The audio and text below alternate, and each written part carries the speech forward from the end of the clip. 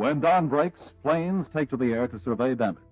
The sight that greets them resembles a lake, its surface deceivingly quiet.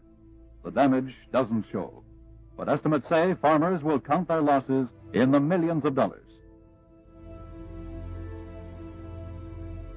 Then the four-lane bulwark that links Toronto to her western suburbs, the Humber Bridge. It's totally impassable.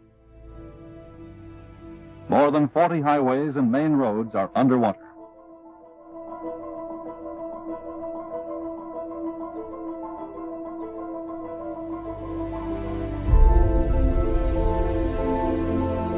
This isn't clay or cinder blocks. Those are 4 TTC streetcars. They were a result of an unexpected Hurricane Hazel that swept through the GTA area in 1954. Hurricane Hazel first hit North Carolina, but is expected to dissipate by the time it reached Ontario.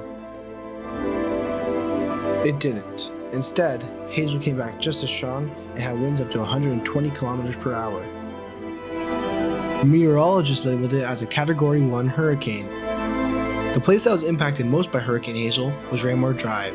32 of the 81 casualties were from Raymore Drive. How is that possible? Take a look at the satellite image of Raymore Drive, and you can clearly see how close the Humber River was to the drive. Years after the storm, an article by Adam Bunch talked about an eyewitness who was there. His name was Brian Mitchell, who was a volunteer firefighter. In the article, Brian says how the last weather report was at 9:30, and it said how even though the hurricane ripped through the Caribbean and eastern US, if it were to reach Canada, the most damage would probably be some rainfall.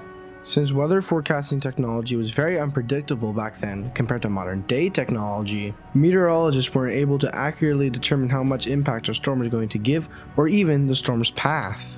So despite poor weather prediction technology, people still trusted meteorologists and went to bed peacefully on Raymore Drive, unaware of the increasing strength of Hurricane Hazel.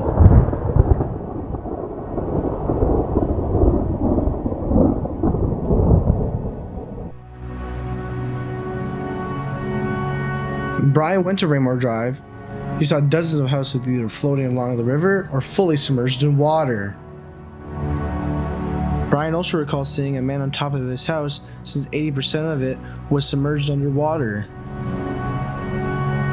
Brian said at that moment, "I felt so helpless. The water was so deep, up to our chins, and all the firemen were weighed down by our equipment. It was like something out of Niagara Falls."